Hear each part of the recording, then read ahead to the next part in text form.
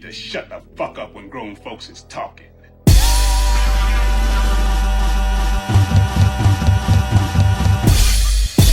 What up, world? It's your boy, Coolie, man. You got a cater chief in the building. And y'all know what it is. It's time to plug them headphones in. Put the kids to bed and let's begin to listen. It's Grownupstalk. Today we're going to talk about R.I.P Nipsey Hussle. We're going to talk about all of the nonsense going around his name. Everything that you want to talk about, we need to talk about. Let's go. What up, world? What's going on with y'all? Shit, what up, AK? Shit, getting cold. It was good, Coolie. Shit, you know, it's a lot going on in the world. I know we be saying that shit, but it seems like it ain't stopping, bro. Ain't letting up. Yeah. Definitely ain't letting up. Before we get into it, though, let me do this. You know what I mean? This part of the show is dedicated to you, to our fans, our supporters, our listeners, to everybody that's fucking with us on Monday as we drop these audios, and everybody that's fucking with us on Wednesday as we drop these visuals. It takes a special type of you to appreciate a special type of us, and we appreciate that. Definitely. And you already know the model. Huh? Like, share, and follow. If you didn't do it. Do it. Tell them, and do that shit again. Yo, I was looking for you, Coolie. I was like, oh shit. I was about to go on without you, but the show must go on. Y'all stop acting all fucking stink. If you on Instagram, Spotify, iHeartRadio, SoundCloud, anywhere where you can put our name in the search engine and Grownupstalk pops up. What to do? I need y'all to hit that motherfucking link. Oh, let's get like, it. share, follow. Y'all know that man motto.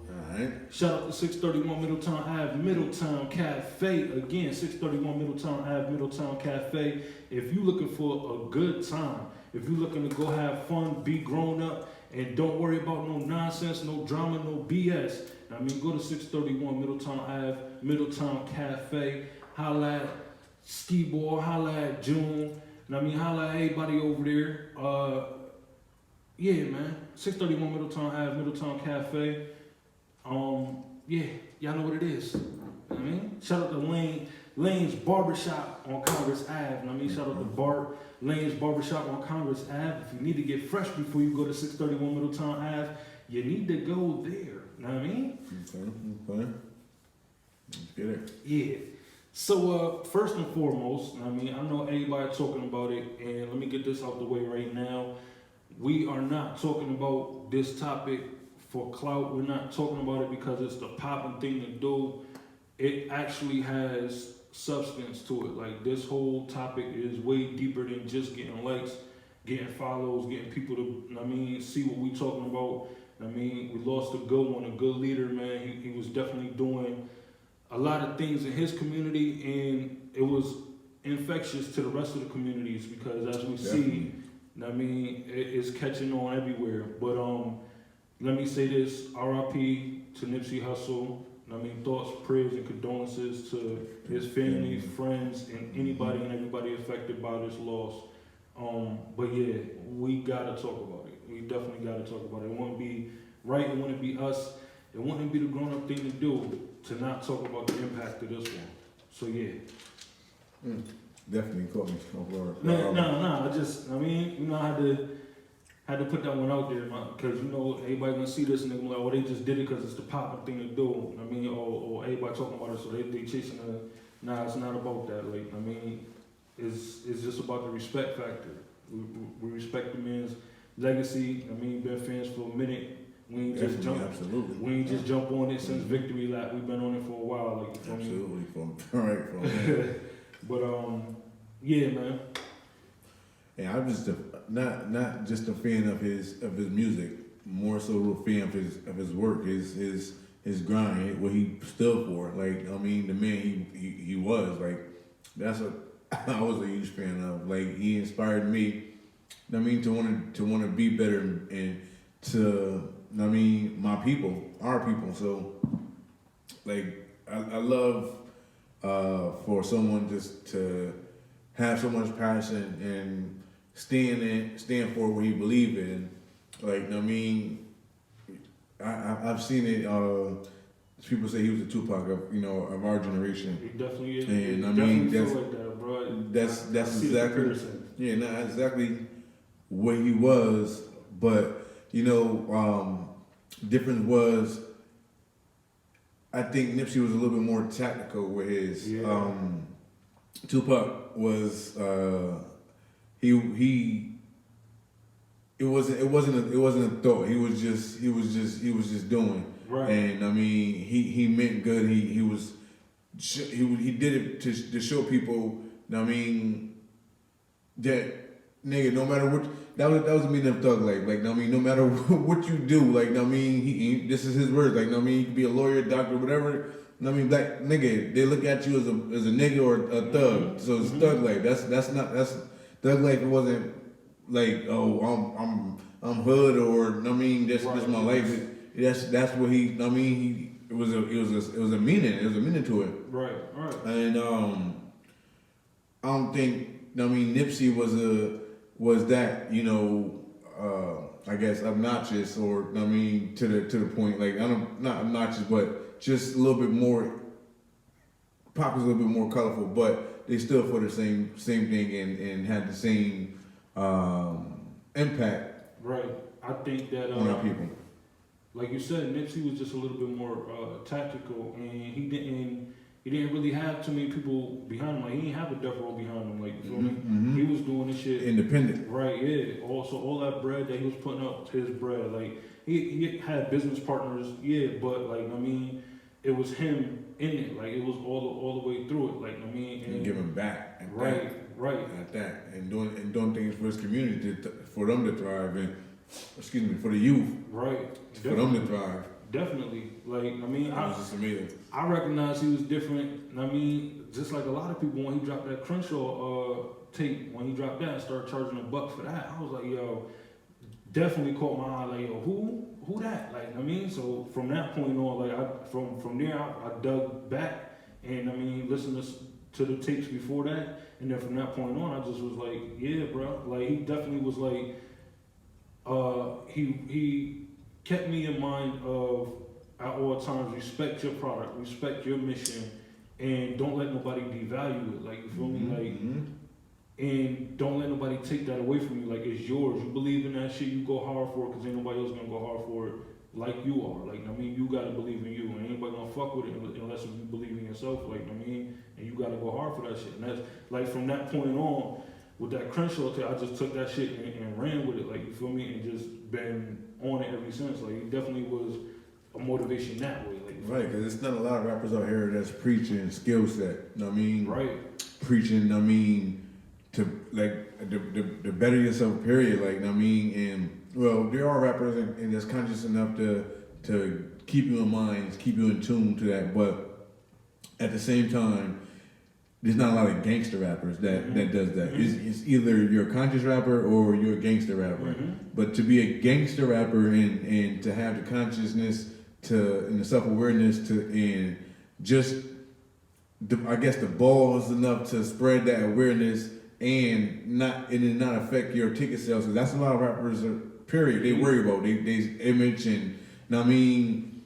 But that's what made him so unique. The fact that people was telling him, yo, you're not gonna go far talking about gang shit. Like, you're not gonna go far talking about street shit or being a gangster rapper, and I mean, still talking about getting your bread the way you getting your bread. Like, but he was like, yo, watch me. Like, just because it ain't been done, don't mean it ain't gonna be done. Like, you feel me? I'm about to do it. I'm the one to do it. Like, I mean, and that's what he executed. Like, he definitely didn't stop rapping about the street. Definitely didn't stop telling the story, and he definitely was dropping jewels in that shit for in his music for us to pick up on, like, I mean, and yeah, it means more, bro. It means more because, like he said, bro, like, he was authentic. Like, I mean, it wasn't nothing fake about him. Like, he was all the way in on it. Like, you feel me? Like, he lived that life. You know what I mean? And he was turning it all around. He was burning back the block. He trapped on.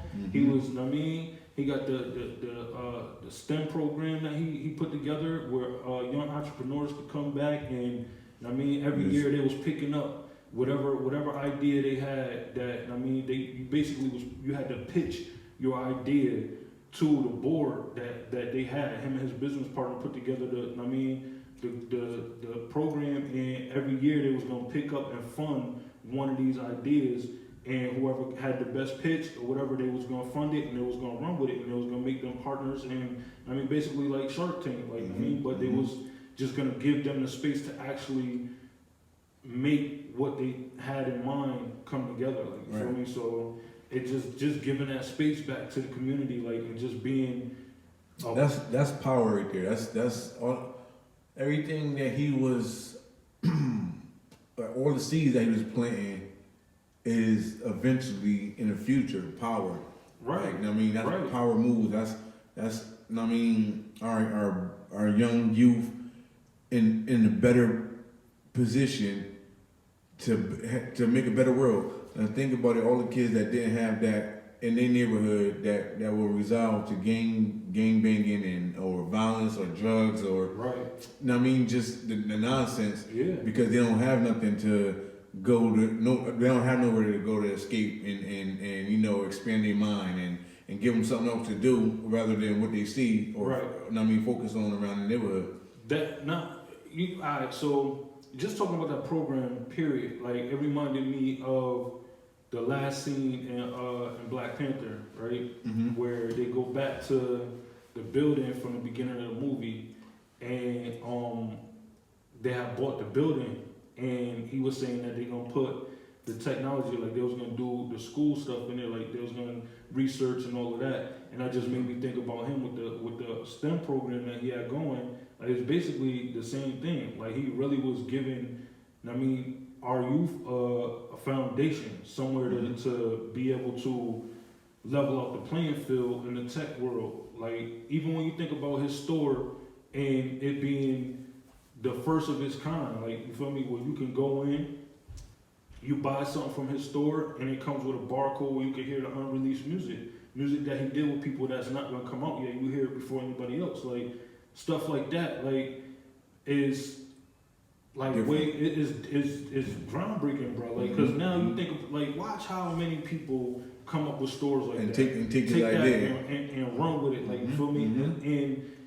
And big brands too. Right. Why should be the big brands? Right, bro.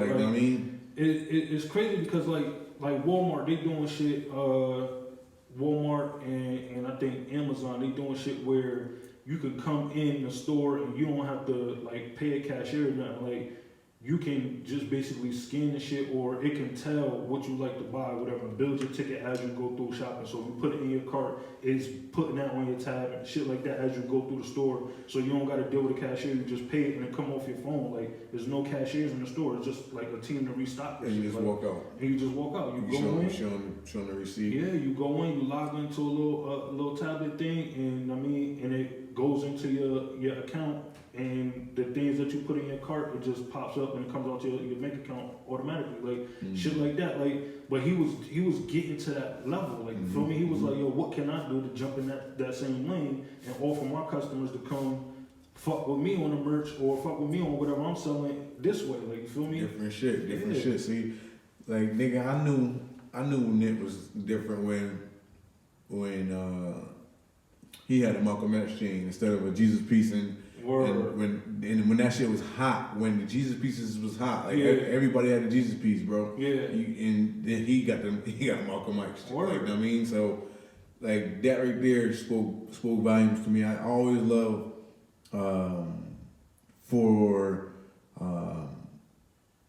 just a black leader. I always was inspired by that. Malcolm X, Martin Luther King, Muhammad Ali, people that stood up and black men that stood up and believed for what they believed in. And actually took charge and was unique in their own way, to see the things that was going on in their area and try to make the change for a lasting time, for a marathon.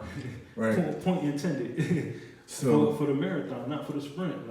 Not to just get out here and put together just a quick little something and then it never happened again. He was putting together long-lasting things that can affect the community for generations to come. That's what it's about. That's exactly what it's about. Facts. Now, and you know, I don't want people to get it misconstrued and say, because a lot of people feel like, I'm saying this because, all right, so a lot of people saying that, you know, we hopped on the coattail, and I mean, why wasn't Nick great before the music, and I mean before he passed, and all that, like, you know what I mean, and this is only my opinion. I can only speak for myself. I can't speak for anyone else.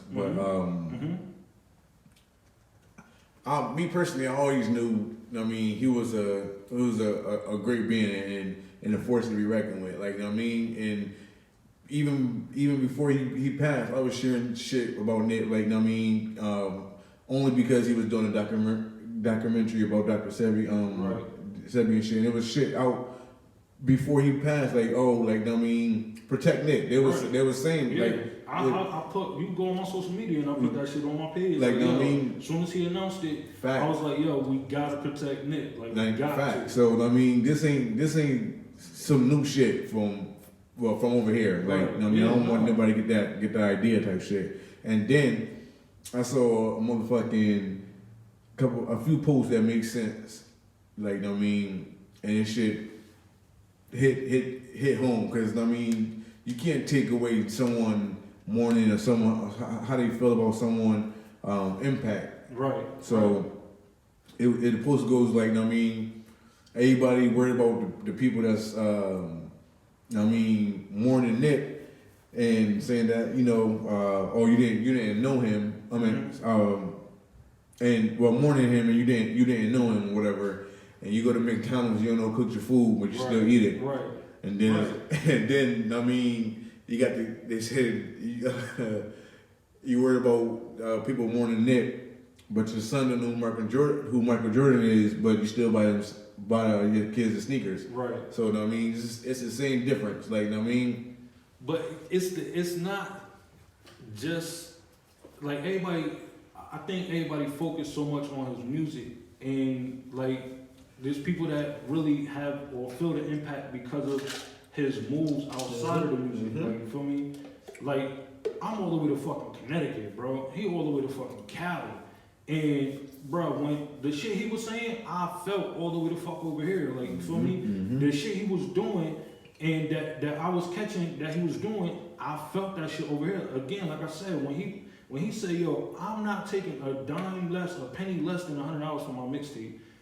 Like, that shit, it fucked with me mentally, because, like, yo, first of all, I had the normal thought, everybody else, who the fuck is bro to be on some shit like that? Like, you know what I mean? Then you listen to him, and then you hear the interviews when the tape is out, like, yo, why is it $100? Like, yo, it's my music, bro. Like, you know what I mean? This is what I value my music. I feel like my music should be sold at $100 a pop, and nobody could take that from me. Like, you know what I mean? It's either you buying this shit or you not. Like, either way, you're gonna hear it because it's everywhere. Like, so to take that same thinking and mindset and apply it to myself, like, it's stuff like that. And as his passing is bringing or unearthing all of these other things, it just makes you like miss it even more, because first of all, we don't even have leaders like that consistently across the country now, period. Like, that's impactful, because we got people that's trying to be leaders and trying to be, you know, as impactful, but you don't have no one in that stature that can relate to the streets and, I mean, the conscious, you know, where sorry, I guess. Bro, it's a lot of people out there that's trying to, I mean, get us all back to the awareness of who we are as a people and what it really is out here, and uncovering the truth about what's really going on and how we can level the playing field, or however you want to put it. But the consistency isn't there. Like, and some of the things that some of the leaders are doing don't hit as hard as what some of the things that Nipsey was doing. Like, nobody's outside of Dr. Umar. I don't know nobody else really that's putting no schools together or facilities together for people to come and level the playing field as far as education. LeBron James, my bad. LeBron James. But them three recently, them are the only ones that I'm hearing. Like, you feel me? That's out here actually doing it. Now, I know there's other I mean, institutions that was built, and I mean, it's I mean, for our people, and it's supposed to be for our people and stuff like that, but it just don't feel this. It don't, for some reason, it don't hit the same. Like, I don't know. I don't know if it's because his impact. I'm trying to tell you, but I don't want to take away from anyone that's trying to make that change or try to do that, and we just don't know who they are and what impact they have, and it just haven't reached us yet. So you can't take that away from anyone. Yeah, no, I'm not. I'm just saying. I mean, to my knowledge, like that's what I see right now. Like, you feel me? And granted, his stage gives him gives us a brighter light to look at. But I mean, I don't know. It's just like I said, it feels different, bro. It hit different, yo. It hit different. And before we go, I mean, deeper into talking about all of his accolades and the things that he was doing behind the scenes. Personally, bro, I gotta ask you, how you feel about what Kodak Black said about Lauren London? No, I was gonna ask you the same thing because I was just talking about how people saying about hopping on his coattail, and stuff like that. And Kodak Black was one of the people that was like, I ain't gonna hop on his shit because he passed or whatever. Like, he didn't even know the man type shit. Right. But I feel it was disrespectful for him to even address that whole situation in that manner that he addressed it in. Like, as far as him just putting a time limit on her mourning, and for him to, put himself there available, even though he'd say, I'm not shooting my shot and all that shit. Just for him, even, it's just too soon. Nip is not even buried. I agree with that. Like, you feel me? Like, definitely way too soon, bro. Way too soon. Like, and like you said, putting a time limit on, I'll give you a year to grieve. And 2 years, 3 years, yeah. Like, it ain't no telling. First of all, nobody actually knows the impact. If he had that impact on the world, right? Imagine the people around him that was with him every day, the conversations they had, the things they did, and especially his wife, his baby mother. Like, you feel me? His world, like, that was his world. Like, Lauren London was his, bro. Like, she was his and he was hers. Like, that union was something crazy. Like, you can tell when you see him out in public, when you see him in pictures, or when they talk about each other. Like, you can see it. Like, that was a deeper understanding and love than a lot of us can understand or even be able to explain. But to be able to tell her, I'll give you a year, 2 years. Like, wild disrespectful, bro. Just to me, wild disrespectful. Like, the timing to tell her how long he'll give her to mourn, and just basically like so a lot of people is thinking what he said. Like, you feel me? Like, yo, she's still, even when they was married and he was alive, like, yo, she's still, like, she the shit. Like, and if I ever got a shot,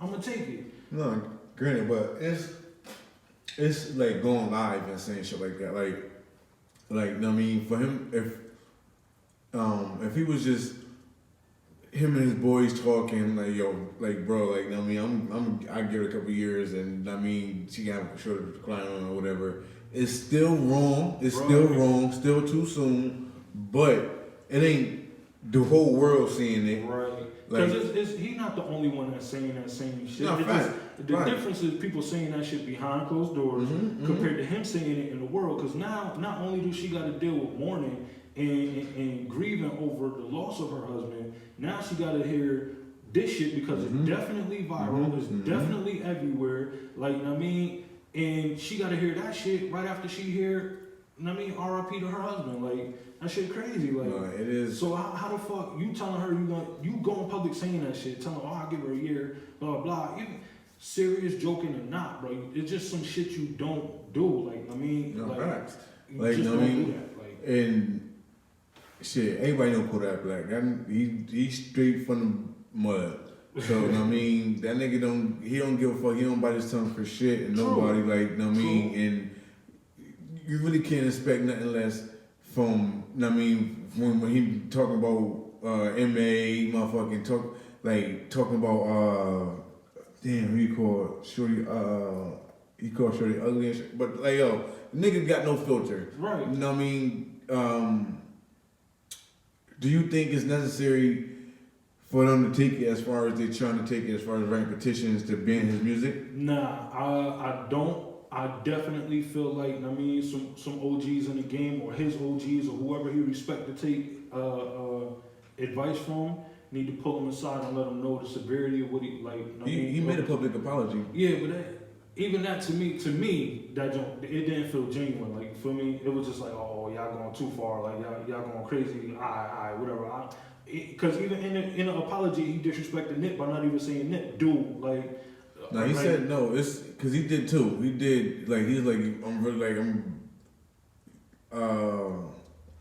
because he said Nip name, like, I mean, The one I seen, he was like, yo, to Lauren London, like, I mean, he apologized for, I mean, if he disrespected her, he feel like he didn't disrespect her, and he apologized to Dude, like, R.I.P to Dude. Like, Dude got a name, like, you feel me? Dude, like, he had a name when you were saying that, like, that you were smashed even after he passed, like he had a name. That's the only reason why, like, I feel like people are doing that too. So to answer your question, no, I don't feel like they should ban his music. I don't feel like that petition that they saying send him back to Haiti, all that. Like, y'all doing too much. Like, was it wrong? Yes. Does it call for all that? No, because if you did some shit wrong, you don't want the whole world to be able to judge what the fuck you did and be able to, I mean, be on your heels like that, get you the fuck out of here, like.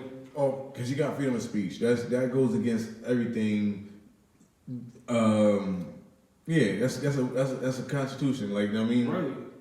He could say whatever the fuck you want to say. Right. He have his own opinion, and I mean, so there's nothing no one can do about that. You can feel some type of way, right. But you can't, or you shouldn't be able to do anything about it. Like, I mean, to affect his money. Like, I mean, or anything in that nature. Like, I mean, and that's, I'm talking about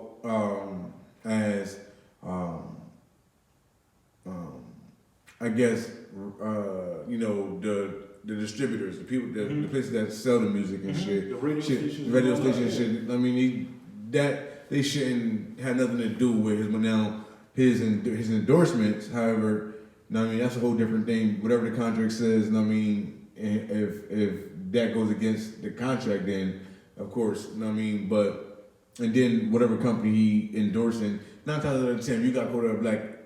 I mean, you've been endorsing. Yeah. So you ain't really too worried about right that type of shit. So yeah, right. I just feel like, I mean, it was just wrong, bro. Like, I mean, no, absolutely. He did it like.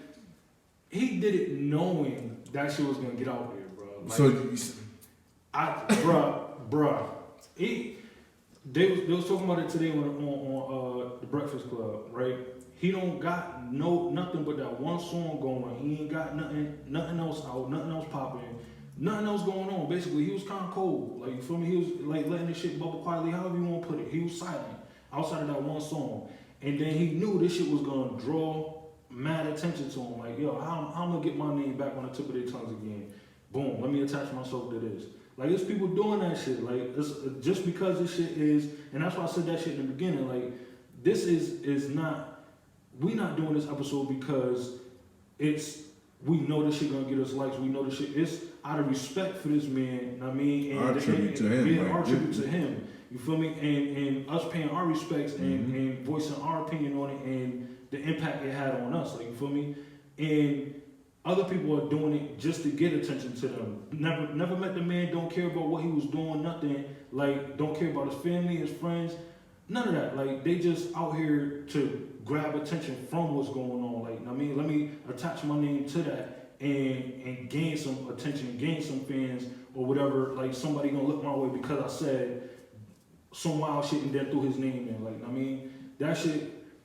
I can't fuck with that shit. Like, you feel me? Facts. And what you gotta understand, if you really fuck with Grownupstalk, you should know that, I mean, Grownupstalk is heavily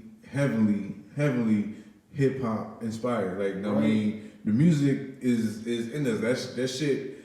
If it wasn't for hip hop, we wouldn't be right here. Like, we wouldn't be doing this shit. Like, I mean, if it wasn't for the music, it wasn't for rap. So, I mean, like, it would be hypocritical of us to not even talk about it, and then, I mean, to not even know who Nip is enough to, I mean, give a hoot to talk about it. Like, I mean, give a shit to talk about it. Like, give a hoot. Yeah. Like, I mean, but yeah, bro, like, I mean, that shit, it pisses me off when I see shit like that. I mean, and then it will piss me off even more to think that our fans, or even our I mean, newcomers, would think some wild shit. Oh, it's just for the call, just for the. We had a whole episode talking about shit like that. Like, y'all should know by now. Like, yeah, we don't do the clout chasing. Right. Right. Like, granted, if it affect us or we feel some type of way, 9 times out of 10 we're gonna talk about it. No matter if it's the current event, it's mad shit that been going on that we didn't talk about. But I mean, this we had to. No, facts. So, like, facts, I mean. Facts. But yeah, like I said, yo, if you attaching yourself to that man's name, for one, he not even in the ground yet. You know what I mean? And granted, it's going viral, everything that his name get attached to. But if it's not out of respect, and if it's not out of genuine love for what he had going on and his legacy, I can't respect it. I can't take my hat off. I can't salute that. I can't, like, there's no way I can stand by that. Like, period. Absolutely. But I had to get that one off. I had to. Definitely. I'm seeing a lot of it. You know what I mean? And if, like I said, if you feel offended, oh well, you feel offended. But if you should only feel offended if you attach whatever you got going on to that man's name, because you know it's gonna gain you some fans, because you know it's gonna gain you some notoriety. Like, you know, I was gonna bring some shit up. You know what I mean, on this podcast, but since you put it like that, and you know what I mean. And it ain't no need to even talk about this. You know what I mean? I feel you. This shit, like, you know what I mean? But I'm pretty sure everybody in our town would know, you know what I mean, or get the hand. I ain't trying to motherfucking sub anyone or, you know what I mean, anything like that. But I respect it. Yeah, this ain't what we about, because I don't want to fall in that same motherfucking puddle that, you know, that niggas is. It's a slippery slope, bro. Right. But listen, like I said, man, if it's out of respect, I mean, all love, I mean, rock on. But if it's just for the notoriety and to get your name out there, and it's not out of no respect to that man's name, I mean, I can't respect that. I can't support it. Can't stand by it. But what I did want to talk about also was, I mean, how everybody, we all said, I mean, we just said it a little while ago. As soon as he said that the documentary was like, yo, protect that man. Like, we got to make sure that he's straight while he's doing this. Like, you feel me? And even after, because it's going to be some unearthing of some truth, and the ballpark he in doing this is some dangerous shit. But as I mean, stuff go on and like people talk about his legacy more and what he was doing, you can see that it's not just a documentary. We should have been worried a while ago, because him getting the gangs to come together or even see each other on a respectful level and be able to break bread. Like, him and YG was gonna do a whole fucking album together after he released Victory Lap. Like, he was gonna rock out, YG was gonna put out his shit, and then they was gonna do a joint project together. Like, you feel me? Like, it was shit that he was breaking down barriers in the community and trying to knock out the stereotype and change the whole narrative. Like we was talking about before when Bostic was up here. It's about us changing the narrative. Like, we gotta regain control of the narrative, and that's what he was doing. Like, you feel me? Like, that's what was making him so dangerous. Like, facts. The day before he died, the day after he died, he was supposed to have a meeting with the LA Police Department about, I mean, stopping the gang, the gun violence. Yeah. So, I mean, a lot a lot of people would say this shit is just bigger than Nino Brown. It is though, but like even I was watching somebody shared a conference that he was doing, where he came, he was talking like it's just even the way he was breaking it down for people. Like the dude that he met for the tech stuff that he was doing, he met in a Starbucks, like just was over there on his laptop doing some shit. He peeped it and was like, "Hey, what you doing?" Like, I mean, school me to this.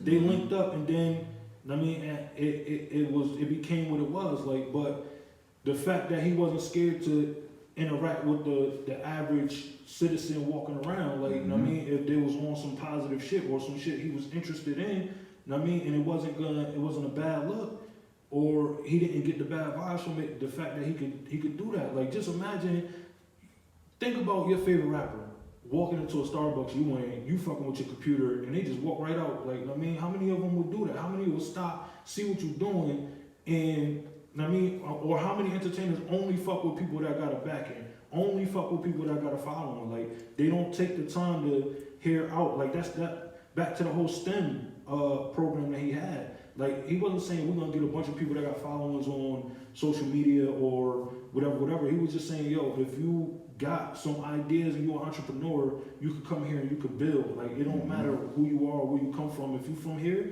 you got this place right here to go to and build. Like, network.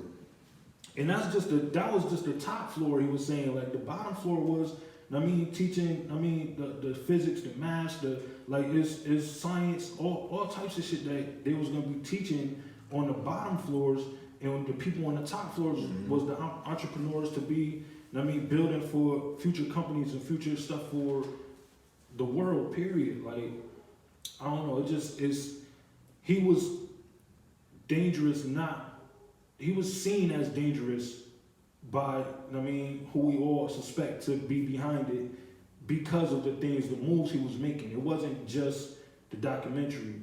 It was everything he was doing. Everything he was doing was to reverse the mentality, to reverse the narrative, to give us an actual opportunity. Like, yo, now that I think about it, because we talked briefly about Dr. Sebi in one of our episodes, and we also mentioned, Nip in the documentary. If I'm not mistaken, I want to go back in the archives. I gotta dig and see which one it was, just to see what was said. You know what I mean, by that time, what was, I mean, just to throw it out there and shit. Yeah. But again, like I said, like we was on it for a minute. Like, I mean, we knew that just by him, like, that just brought more light to, we gotta keep an eye on what he's doing and what's going on. By him saying that, because everybody knew once he said that documentary was in the works, what that brought to him, especially because Dr. Sebi was just killed not too long ago. And I know I didn't say died. He was just killed not too long ago. Like, I mean, so attaching his self to that was automatically what brought a lot of our eyes to it, like, period, the general public. But like I said, as stuff was coming out and just digging deeper and seeing how active he was in his community and the things that he was actually doing outside of the documentary made it even more, like, it's more crazy. Like, that, call me a conspiracy theorist or whatever you want to call me, like, I mean, and it is what it is. But bruh, that wasn't just him asking dude for papers or telling dude, like, I mean, you a snitch, you known for that, like, what you doing around here. Like, it was bigger than that, bruh. It was bigger than that. It was more to it. It's got to be more to it. Feel me? Right. Yeah. And then the whole thing with old boy and how, yeah. It's if he had opportunity to talk to someone, the opportunity was there. Yeah, and that's like from some of the interviews I was looking at and listening to.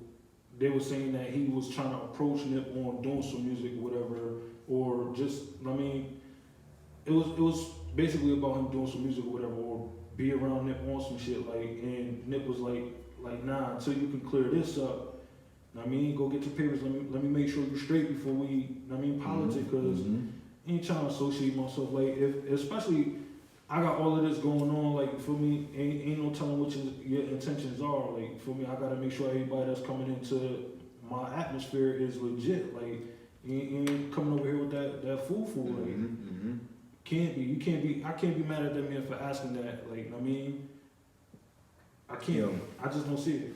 Right. Not enough to kill someone. Like, Yeah. it's niggas snitching on here every day and get caught on it every day. Right. That's exactly why, like, other people that I talked to about this before any of the other stuff, when I was just thinking it was because of the documentary, and old boy was just on some hating shit, like, just off the simple fact that, like you said, growing up where we grew up with, being where we at, we know this motherfucker snitching every day, like you said, like, and getting caught on it, like, and you get your feelings. It's usually the other way around, like, the snitch end up there, like, it ain't, like, yeah, like. And if you get caught on it and you're a snitch, either you gonna, just shake the scene and don't come back, but it ain't gonna. And then obviously you snitch because you ain't want to go to jail, so why you gonna go do something to put you in jail for life? Right, and yeah. Does that make any sense? Nah, it don't. It definitely don't. But him getting the prosecutor that he got. Right. How with no money. Right, raising them high profile prosecutor. Right. With no bread for it. No bread out of nowhere. Like, yeah, it's too many questions to be answered for us not to be like, oh yeah, this shit was some wild setup. Like, it had to be some wild setup. It should definitely be bigger than Nino Brown. Like, it was it's a Malcolm X quote that's heavy right now, that's pertaining to this whole Nipsey Hussle thing, is saying that don't think they will get a person that look like you to. Don't think they won't get a person look like you.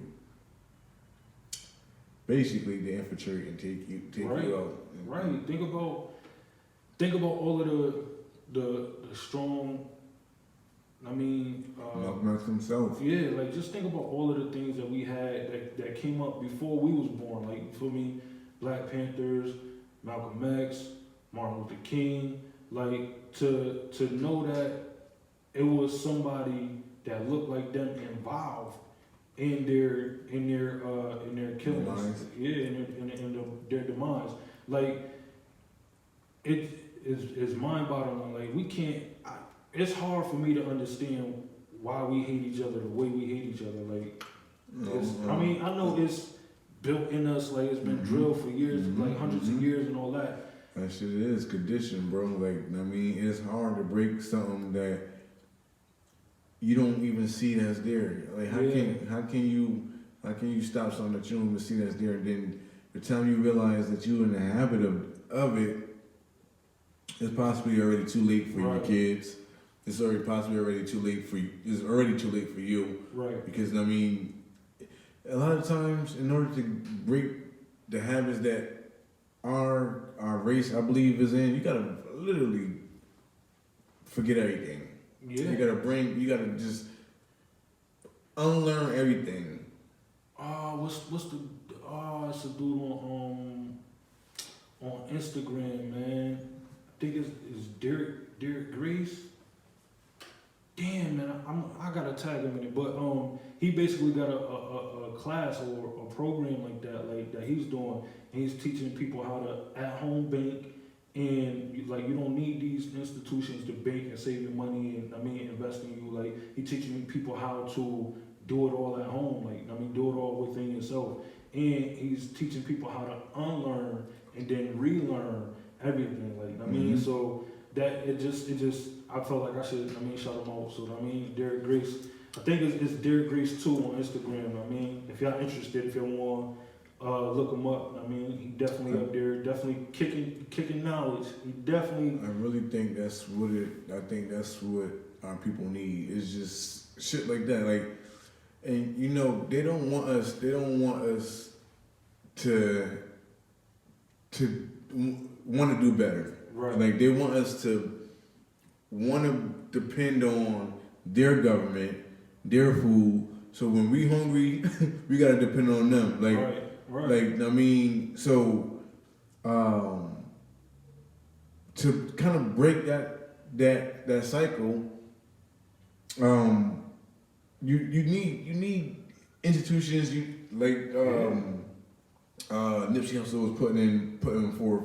LeBron James, Dr. Umar, and Derrick Grace. Yeah. Like I mean, like I'm all for it, and I love the idea, and I can't forget my boy Killer Mike for the I'm not sure what his role in, but I know he endorsed them heavy dog One United Bank and shit. Oh yeah. So I mean, shout out to One United Bank. So definitely. I mean, so. Yeah, like all that shit is just, I mean, yeah, just empowering. It's just, we need more people to want to do that for us, man. Bro, we just need exactly what the name of that bank is. We need one united, bro. We need to become one united. Like, despite all of the negativity, despite all the conspiracy theories, despite whatever you want to say about the whole Nipsey Hussle demise, and I mean, you got to understand what he was putting on the big stage, period. We have to unite, like we have to. If we don't, united we stand, divided we fall. Period. Point blank, period. Facts. United we stand, divided we fall. If we don't unite, we're always gonna be able to be picked apart, like period. And that's why they what's the correct term I'm looking for? I forgot the term, but layman's terms, they separate us to infiltrate us. Everything, you know what I mean? Bro. Everything from taking the black fathers out the homes to making us look at each other because of our skin tones. Like you name it, we look at each other because you got a little bit of money and I barely got any. Because warfare. Huh? I'm trying to think of the correct term for them making us hate each other so they can win the war. Like basically, bro. Like if they control it all, like we said before, if they control the narrative, if they control how the story is written, and we just gotta live it out, then obviously we're gonna come out to the conclusion that they draw up for us. But if we start snatching the pen back and writing our own chapters and take over the book from this point on, it's only right that we come out on whatever we make to be the outcome. Like it's hard. It's going to be hard to come up out of all of the years of stuff that was put on us and things that we went through. Right, and people thinking Black history started at slavery. No, that's where Black history was erased. Right, bro. Slavery. It's like we had a whole library that got burned down, bro. Like a whole library. Like like yo. I know, bro. I know. With the real facts, real history, that you burn down the real world history, like not even that, bro. Now that's it. That's the real world history. Yeah, like not is even, gone. Not even like to think like just your average library. Like no, like everything was there. Like everything. The truth to it all was there, like, and they attacked it and burned it down. For what? Flamed it, so we won't know. It's the truth. The truth hurts. Yeah. That's why. Yeah. Everybody know the truth hurts. Yo, So today I was watching some interviews. Hold on. I don't let you continue, Coolie. I just want to say this. This is the impact that Nipsey had right here. Right. This is the conversation that he brought to the table. Like this, without Nipsey, he wouldn't be inspired to be able to. Like you can't really talk and build and drop jewels. Like rebuttally, like and have segues that is not even planned or put forth into the show. Like that shit is man. Perfect example, right? It's the perfect example of the energy, right? if it's all about respect and it's all about love, right? Talking about this man and the legacy and the things he stood for, it goes this way. Like, I mean, the conversation, the things around it, it generates the right energy. It stays that way. Go back to the Kodak. Yeah, go back to the Kodak Black thing. He said that one night, next night he being, I mean, indicted for rape. Like, you feel me? Like, karma, bomb, right back. Like, you can't, it's certain energies and certain people you can't fuck with, or you're not supposed to fuck with, because it's no telling what the fuck gonna happen. Like, you feel me? It's protected, period. When it's right, when the energy is right, like, so I'm going back to the interviews I was watching with Dick Gregory, right? So rest in peace to the great Dick Gregory. Was way more than a comedian. And if you look it up, in the 70s, he was actually elected to be the first black president. But I mean, they rigged the computers and it went his favor, and they had to pull it back. He had the articles and everything in the papers printed. Like, you can go look it up. It's actual facts, not just spewing shit to spew shit. But he was talking about fasting, right? And he was talking about, like, to fast means to abstain from. That means no water, no nothing, for however long you do it, right? So he was saying he fasted for 3 weeks, right? 21 days. And he said the energy that was around him, because your body starts to consume and get rid of all of the bad things, the waste, the plaque that's in your body, the same stuff that Dr. Sebi was talking about. And it's an energy that comes around you. The universe starts to protect you in a way that he said he could walk into a room and you could see a light flickering. It's a fuse, and it could have been doing that for 30 years. And the day he come in there, that catch on fire just because he in there, get him out of there, like, to protect him so nothing will happen to him. Like, he could come in there and, I mean, whatever happened, or as soon as he come to the building, that just catch on fire. And because it was going to be negative energy in there, like, the negative energy automatically gets canceled out. Like, it's just power. He was just explaining, basically, there's a different level of power.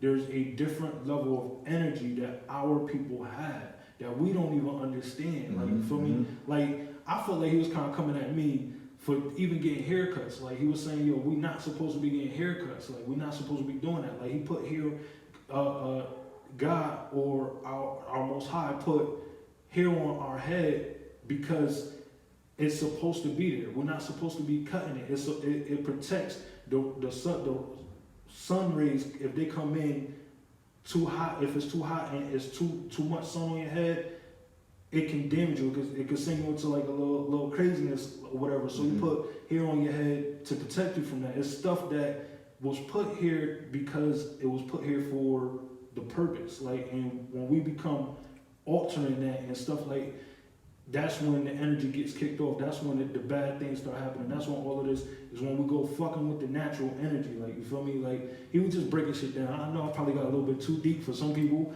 but yeah, like, it's just, it's crazy, bro.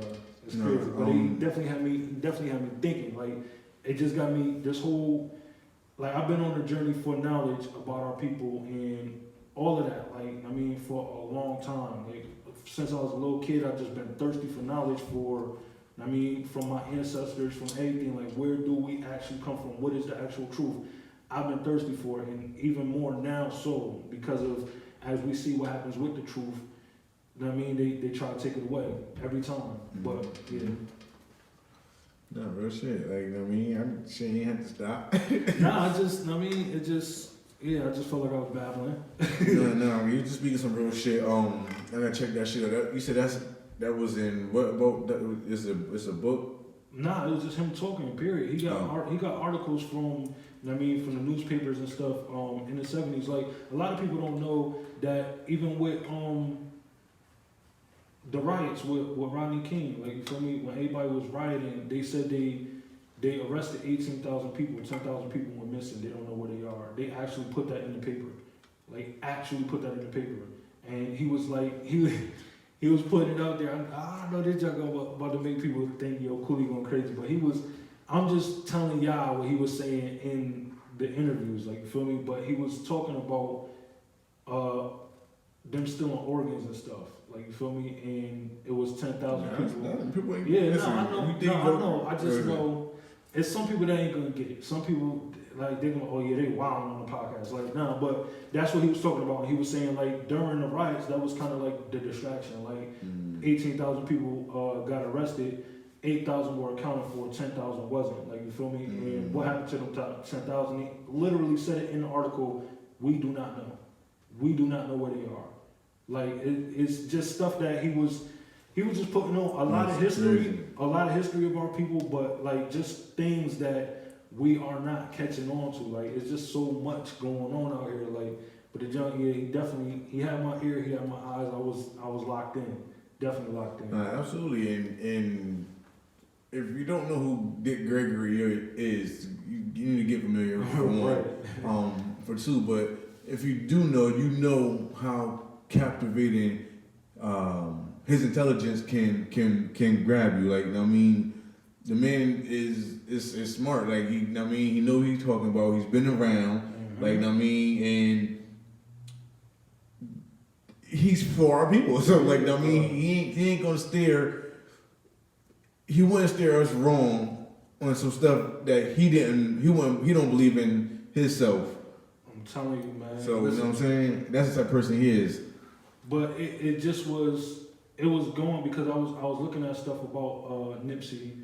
I was looking at some things, some interviews with Dr. Umar, Brother Polite, and Dick Gregory. Like, I was just looking at all of that stuff, just listening, like, hearing them out, like, and take it from it what I felt it was about, like, in all of the interviews. But just to hear some of the knowledge that they was dropping, like, and to know that the average Joe out here that is in our community don't know, or don't even know how to research and find out the truth, or just take what they're being taught and shown as the truth, and that it is just that way. Like, I got one of my brothers right now. I haven't spoken to him for almost a year. I text him, but he don't text me back. He don't call me, because we got into a conversation or whatever, and I was just simply telling him, like, yo, do your own research before you start believing everything that you're told. And just that alone, like, just having that mindset of I gotta find my own truth in this is it's almost like a cancer out here. Like, you can't tell somebody, yo, go find your truth. It's out here for you. Like, I could tell you this information, but I know you're not gonna take it for what I feel it is. So here's the sources. Go look it up. Like, you know why? People were scared to find their truth because there's a book out here that's telling people that they see the truth right here. The truth is here in this book. Right. Like, that's why. Yeah, but and can't lie. The truth is scary because it shit get you thinking, and if you weak-minded, it'll send you down a spiral. I'm telling you. But if you actually are in it for the right thing, or if you really want to be educated on what it really is or what it really takes to turn this thing around, like, it's out there, man. The information is out there. You just got to be willing to listen and not take anybody else's advice, or that's BS. They just saying anything, or they just conspiracy theorists, or how do they really know? Like, if you dig deep enough, or if you really that eager to find out, you will find out, yo. And that's exactly what, like, I feel Nipsey wants, like, the direction we was going into. Like, was we don't just have to rent from anybody else. Like, we can buy our own property, buy the land, build your house from the bottom, and own it all. Like, don't just buy the house. Like, it's shit like that. Like, I just feel like he wanted his people to want more and to do more, to achieve more. Like, to gain more. Like, don't just settle. Like, you don't have to just settle. Like, that's out of all of this. That's what I'm getting. Like, it's an investment to buy land. But you know what I hope that come from this, and I hope it backfire on, whatever the bigger plan, if it was a bigger plan to take out Nip, you know what I'm saying?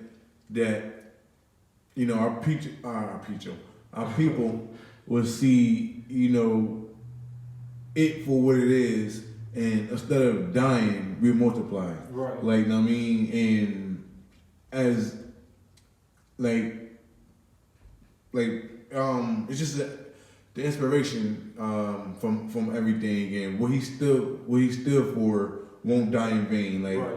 you know what I mean? Just hope to see that shit just bloom to unfathomably, unimaginably, I mean, possibility to where shit be like, yo, and I mean, and there's that seed right there that they thought was gonna go negative, that fucking just bloom so beautifully and fuck shit up. Like, you know what I'm saying? Their whole plan, that is, like, not the community, just their plan. Just I posted it the other day on Facebook. I mean, I posted it like a while ago, but it came up in my history, and I think it was like 7 years ago. I posted something, and it said, the seed you plant today will be the food that you eat tomorrow. Mm-hmm. And that's exactly all of this is the perfect example. Like, you feel me? Perfect example. Like, he was planting these seeds so the generations after us can eat off of that. Like, you feel me? And that's what they don't want us to, like, there's an entity or a power out here that does not want that to happen. Period. And there's no way, shape, or form you can shake that from being the truth. It is the truth. Like, if it wasn't the truth, you know what I mean, education will be free, healthcare wouldn't be tampered with. Like, it will be all the way level, equal opportunity for everybody, no matter what race, creed, sex, whatever. It will be equal opportunity. It will actually be cures instead of treatments. Right. Like, you know what I mean? And it wouldn't be about making the dollars. It would be about a whole lot. It'll be a whole different scenario, bro. Like, I think the world would be a whole lot better place. I think what they tend to do by controlling the world, one would say, is to keep things unbalanced on the scale. If you level everything out, they're afraid of something that we probably have no recollection of, that they already know. Right. They already know. Right. So if no, you're right. If we gain them senses, and our people get in tune. And the thing about it is, this is gonna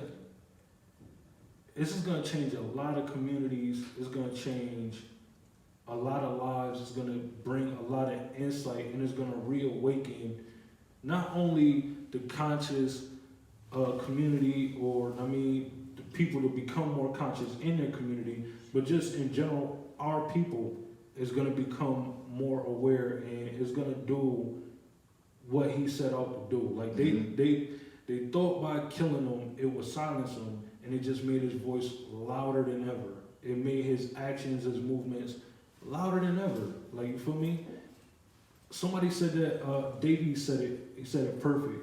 When Tupac died, I was a kid, bro. I knew what happened. I understood it, but I ain't feel it. I ain't feel it the way I feel this. Like, when they say he the Tupac of this generation, exactly what he is, bro. Exactly what he is. Like,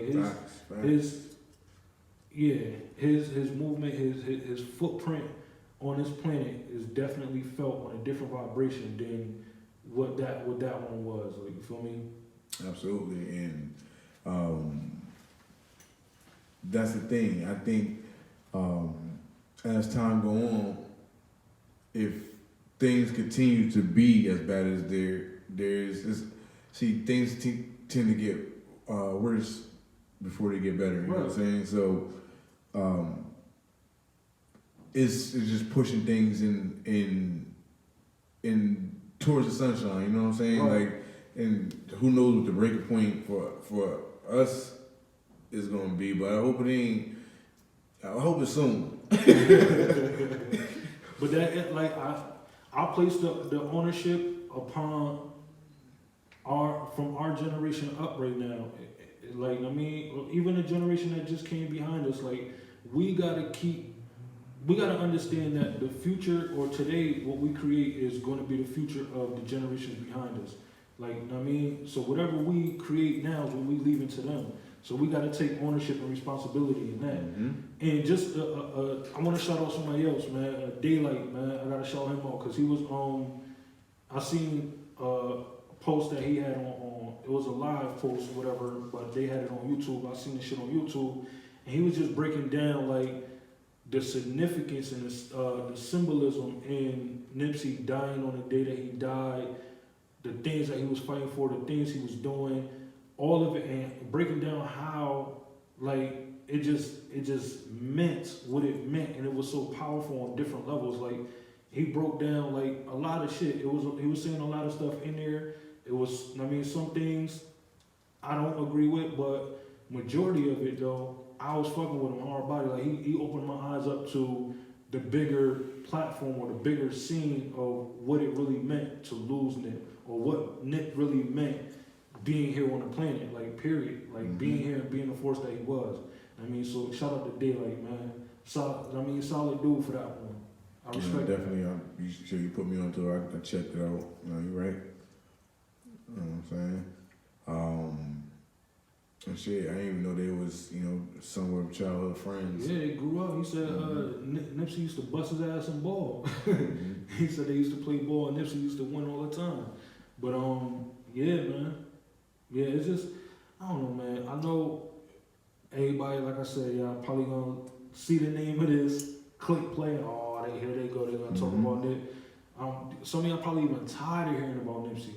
But it's two things I'm not gonna let happen. I'm not gonna let that man's name die or his legacy die, like what he stood for. I'm not gonna let that die around me. I'm gonna do what I can to keep that alive. Like, inspiration, yeah. Yeah, like I'm the same way I had to be talked to about Tupac when he passed. I had to talk to my daughter about it because I always ride around listening to Nipsey music.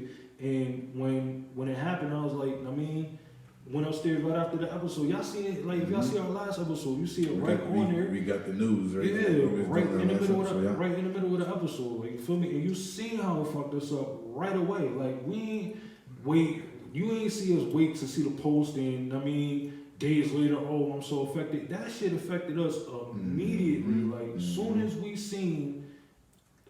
Go back and watch the episode before this one. You'll see it, man. That shit hurt. Yeah, it definitely fucked us up. It almost made us end the whole episode. Like, it definitely did, bro. But yeah, man. Like, I had to tell my daughter what he stood for. I had to tell my kids, like, what it meant to me and what they should take out of it. Like, when they hear about him, what they should look at as a positive influence. Like, despite where he came from, despite his past, he still was a leader out here. He was still doing what he had to do to help us move forward as a people, like, period. Facts. Before she over here tripping and shit. Yeah, I'm looking for my AirPod and shit. And I'm like, yeah. when I drop my shit out. All I know is, Nah, I'm looking for my AirPod, man. I can't find my shit. Nigga hit the vapes a couple times, started rubbing on his. But yeah, man. Again, R.I.P Nip. Definitely. Shout out to his family. Shout out to the people that was there. Shout out to anybody that he ever impacted or that was in his circle. Shout out to his brother, his family. Again, I send my personal condolences. I know our prayers.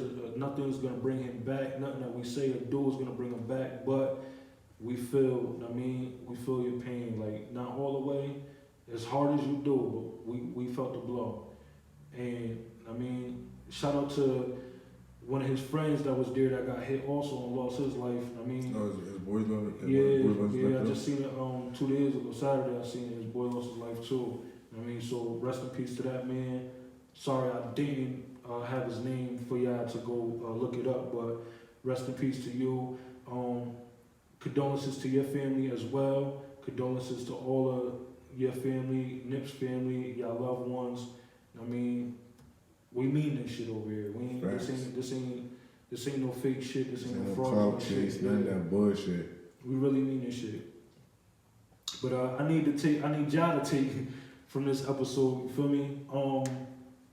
It's about unity, man. It's about creating a better future for I mean, our little ones, the generation coming behind us, point blank period, man. Even for ourselves in the next 5 or 10 years, like just creating a better us. We gotta come together. We gotta dig in and be willing to do the work, man. Mm-hmm. It's not gonna be easy. I'm not telling you that. I'm not here to sell you that dream. I am telling you that we got work to do, and it's time to put them construction hats on and get to digging, man. Let's break this foundation and build our own the right way. Let's change this narrative, man. Let's take over the narrative and take it back to what it's supposed to be. I am Coolie Maine. You can find me anywhere under the name of Coolie Maine. If you can't find me there, you can find me anywhere under Grownups Talk. Facts. This is AK the Chief signing out, checking off. You know the motto. Like, share, and follow. If you didn't do it, do it. Tell a friend and do that shit again. You can definitely find me on anywhere Grownups Talk. And if you can't find me there, just look for me on anywhere Grownups Talk. Hey, yo, man. Take this episode for what it is, man. It's all love, it's all respect. I mean, R.I.P Nip, man.